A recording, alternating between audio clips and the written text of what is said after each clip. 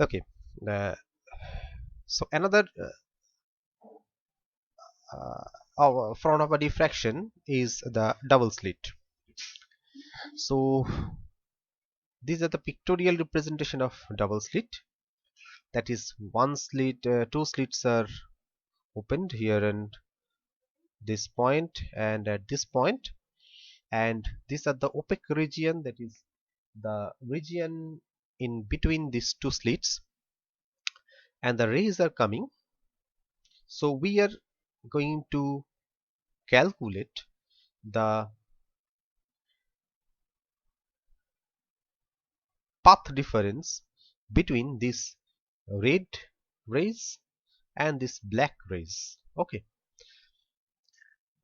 and the elementary length dx is situated at this point, in this point. So the path difference, as the plane wavefront they are coming, a as AB, so the distance between any two pair of corresponding points of two slit will be A plus B. Okay, that will be equals to D. Now if theta, that represent the angle between propagation direction of wavelet, these are the propagating direction of wavelet, and the normal to the slit, that is the normal to the slit, this angle will be theta. Okay, and the light ray, that the disturbance that are coming from this any of this point on the slit will be a to the power I omega t. Now the path difference between two rays that are coming from point P and O, again that will be twice pi by lambda into x sine theta, in the similar way as I have calculated in the single slit. So that will be L into x, where L is equal to twice pi by lambda into sine theta, and the disturbance of secondary wavelets that are coming from P will be proportional to e to the power I omega t minus kx, and those disturbances that are reaching at point Q due to the diffraction elementary length dx will be Ca dx e to the power I omega t minus kx, right? So I have to integrate the whole thing.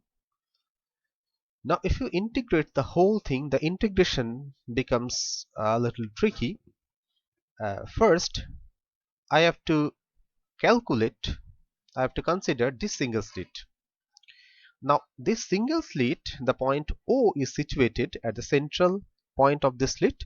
So the integration, first part of integration will be minus a by 2 to plus a by 2. Now as I consider this part from O, another point O prime, this is the center of another opening. So the distance of this this point, that is the end of the second slit, from the center will be d minus a by 2, and another terminal of the slit from second opening O will be d plus a by 2, right? So if you integrate the whole thing, this will be d minus a by 2 to d plus a by 2. C a e to the power I omega t minus kx.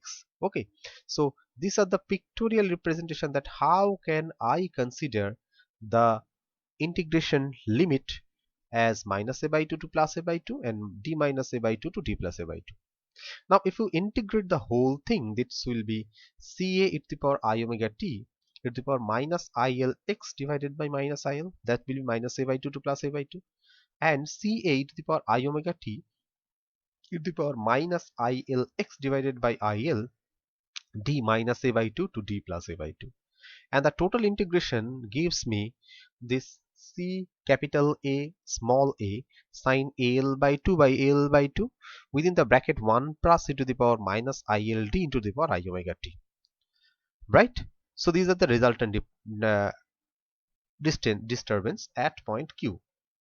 Now what are the intensity? The intensity will be yy star.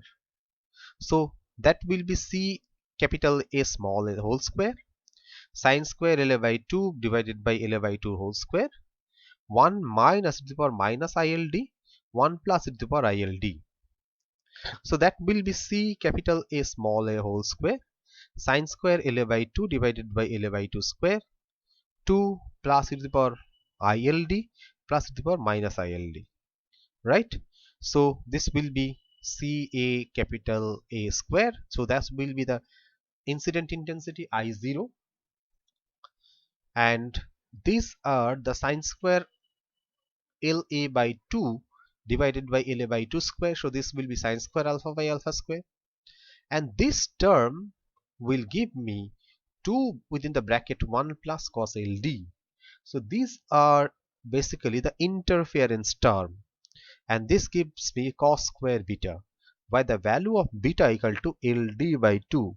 So this will be pi by lambda A plus B into sine theta. Okay, so the resultant intensity will depend on two factors. Either this term will be maximum or this term will be maximum. This gives me the diffraction pattern and this gives me the interference pattern, right? So for diffraction minima, this sine square alpha by alpha square equal to 0. So as we find in case of single slit, that if sine square alpha by alpha square by sine square alpha by alpha square equal to 0, then sine alpha equals to 0. So alpha equals to m pi except m equal to 0. This point gives me the diffraction minima. Okay, and if alpha equal to 0, that represents the central maxima, right? Now for interference minima, this cos square beta equal to 0. So beta equal to plus minus twice s plus 1 pi by 2 by the odd integer multiple of pi by 2. So a plus b sine theta, that will be plus minus twice s into lambda by 2. So this gives me the interference minima. Now for diffraction maxima, if we differentiate this term, this gives me 0. So according to in case of single slit, as I find, either sine alpha equal to 0 or alpha cos alpha minus sine alpha equal to 0. So if alpha cos alpha minus sine alpha equals to 0, then the value of alpha will be 0 plus minus 3 pi by 2 plus minus 5 pi by 2 etc. And the interference minima, that interference maxima for that those points where cos square beta is maxima, that means beta equal to p into pi, where p is the integer multiple of pi, that is p 0 plus minus 1 plus minus 2 etc. So a plus b sine theta, that will be p into lambda. So you find here basically the diffraction that happens for double slit due to the rays that are coming from the same slit. Okay, and the interference pattern are arising due to the rays are coming from both the slit A and B. Okay, so another equation is there, that is the missing order. So say for example, if you get for a given value of theta, there will be some interference maximum, and at the same point, if there exists the minimum value of diffraction pattern, then the maximum interference will be absent. Okay, so a sine theta equal to m lambda, that is diffraction minima, and a plus b sine theta equal to p lambda, that will be interference minima. So if these two happen simultaneously, then those order are missing. So the condition of missing order is a plus b divided by a equal to p by m, where p and m are two integers. Basically, say for example, this p equal to 1, m equal to 2, then a plus b divided by a will be 1:2 or 2:1, right? So up to this. So the intensity of the diffraction pattern of a double slit experiment is basically 4I0 sine square alpha divided by alpha square. This term you have already seen in case of single slit diffraction, And of course there is another term, cos square beta. This cos beta term arises in case of interference. Okay, so diffraction due to double slit is basically composed of two parts. First one, this sine square alpha by alpha square, this term gives me the diffraction, and this cos square beta, this term gives me the interference pattern due to two slit. Now if you look at the diffraction profile, you see here this is the diffraction profile. Okay, so this is the term sine square alpha divided by alpha square. This quantity, this peak from extend from minus pi to plus pi, this peak represent the principal maxima, and the peaks in the both side of principal maxima represent the secondary maxima. And at alpha equal to pi twice pi, that means in case of plus minus n pi, or n pi, n equal to plus minus integer number except n equal to 0, those points are basically diffraction minima.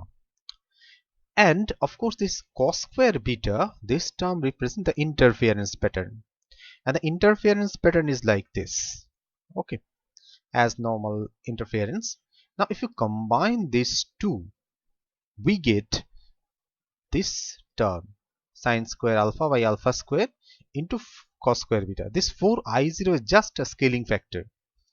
Okay, now the distribution of diffraction representing this dotted line, and the interference of this